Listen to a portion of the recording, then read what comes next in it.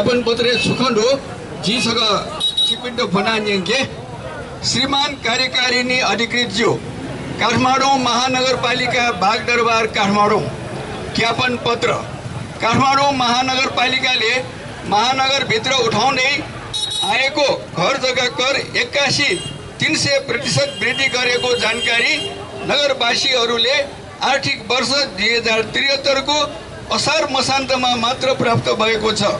तसर्थ यसरी 81-300% कर वृद्धि के कस्तो कारणले गर्नु पर्यो यसबारे यथेष्ट जानकारी नभएको र नगरवासीहरूलाई पूर्व सूचना समेत नदिई वृद्धि गरेको हुनाले उक्त कर अहिलेको स्थितिमा अव्यावहारिक अन्यायपूर्ण साथै भूकम्प पीडित नगरवासीहरूलाई झनै पीडित पार्ने भएकोले हाललाई यसरी बढाएको घर जग्गा कर खारेज गरी पूर्व यथावत कर नै कायम गरिदिनु हुन विनम्र अनुरोध गर्दछु। काठमाडौँ नगरपालिकाबाट सम्बन्धित निकायलाई नगरवासीबाट प्राप्त भएको यस ज्ञापन पत्र मार्फत जानकारी गराइदिनु हुन पनि विनम्र अनुरोध गर्दछु। धन्यवाद।